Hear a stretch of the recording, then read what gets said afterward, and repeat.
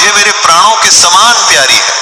आप इसे अपने घर की टहलनी बनाइएगा और इसके सब अपराधों को क्षमा करते रहिएगा।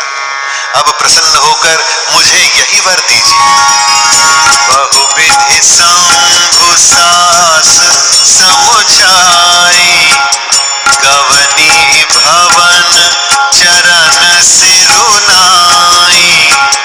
जननी उमा बोली तब लीनी, लय उछंग सुंदर सिख दीन्ही। शिव जी ने बहुत तरह से अपनी सास को समझाया। तब वे शिव जी के चरणों में सिर नवाकर घर गई। फिर माता ने पार्वती को बुलवाया और गोद में बिठाकर ये सुंदर सीख दी।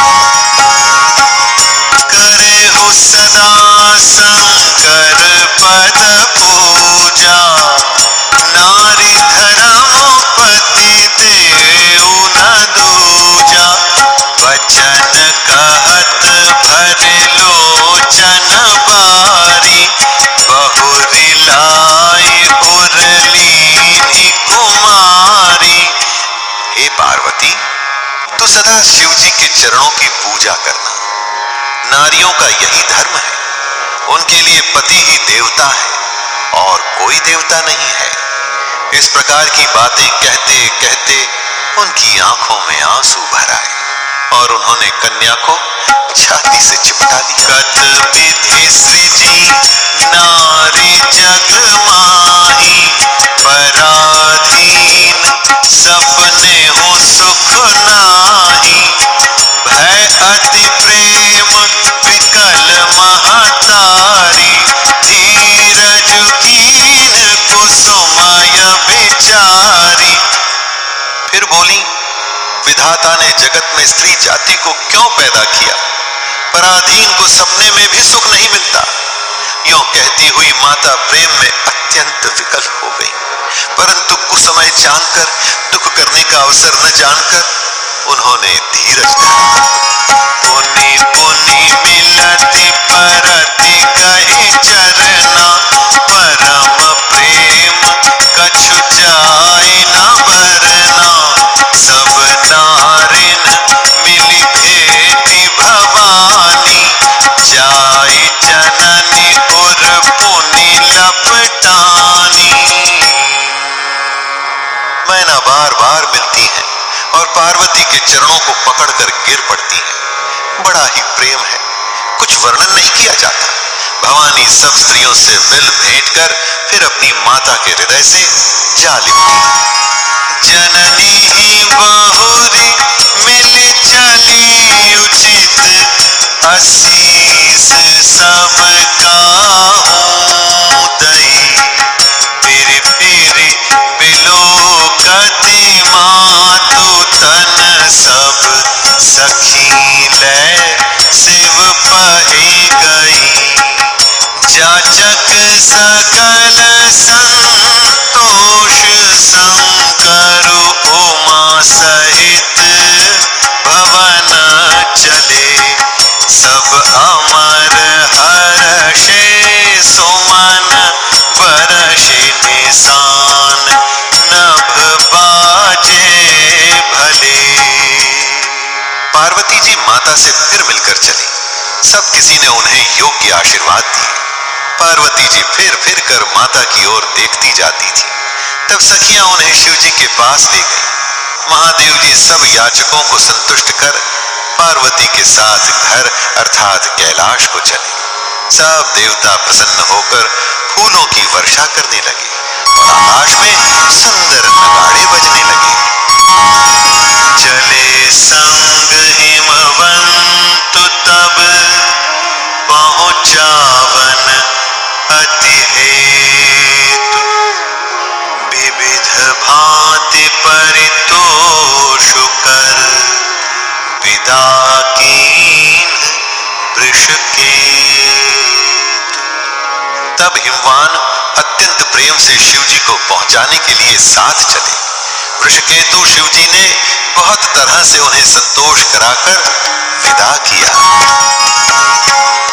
तुरत भवन आए गिरिराई, सकल सैल सर लिए बोलाई, आदर दान विनय बहुमाना, सब कर विदा कीन्ह हिमवाना।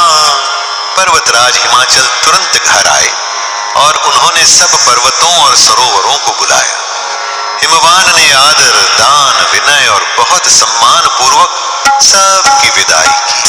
जब ही शंभु कैलास ही आए, सुर सब निज निज लोक सिधाए, जगत मात पितु शंभु भवानी, तेहि सिंगार न कहूं बखानी। जब शिव जी कैलाश पर्वत पर पहुंचे तब सब देवता अपने अपने लोकों को चले गए। तुलसीदास जी कहते हैं कि पार्वती जी और शिव जी जगत के माता पिता हैं, इसलिए मैं उनके श्रृंगार का वर्णन नहीं करता। करहि विविध विधि भोग विलासा, गण समेत बसहि कैलासा, हर गिरिजा बिहार नित नयऊ, एहि विधि विपुल काल चलि गयऊ। शिव पार्वती विविध प्रकार के भोग विलास करते हुए अपने गणों सहित कैलाश पर रहने लगे। वे नित्य नए विहार करते थे। इस प्रकार बहुत समय बीत गया। तब जन्मे उषट बदन कुमारा, तारक असुर समर जेहि मारा, आगम निगम प्रसिद्ध पुराना, षण्मुख जन्म सकल जग जाना। तब 6 मुख वाले पुत्र स्वामी कार्तिक का जन्म हुआ, जिन्होंने बड़े होने पर युद्ध में तारकासुर को मारा। वे शास्त्र और पुराणों में स्वामी कार्तिक के जन्म की कथा प्रसिद्ध है और सारा जगत उसे जानता है। जग जान षण्मुख जन्म कर्म, प्रताप पुरुषारथ महा, तेहि हेतु मैं वृषकेतु सुत कर, चरित संक्षेप ही कहा।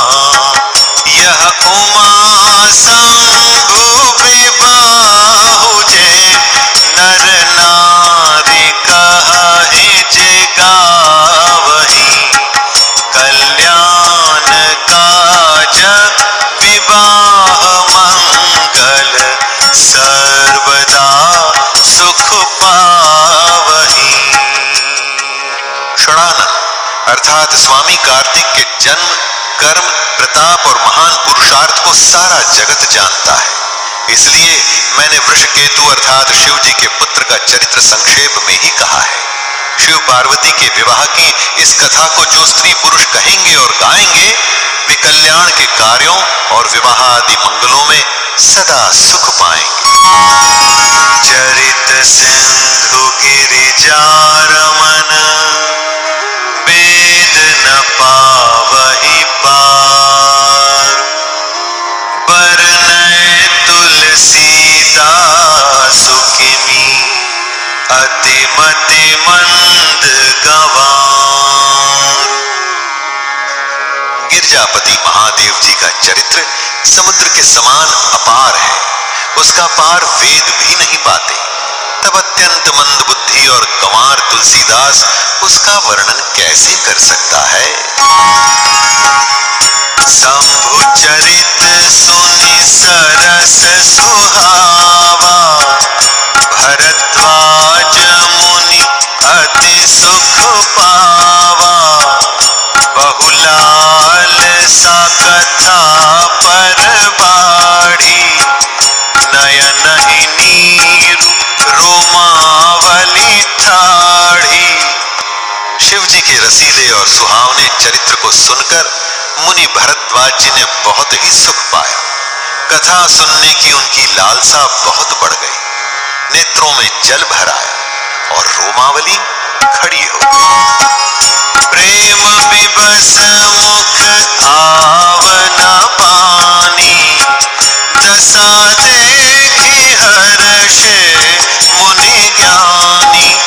अहो धन्य तव जन्म मुनीसा, तुम ही प्राण सम प्रिय गौरीसा।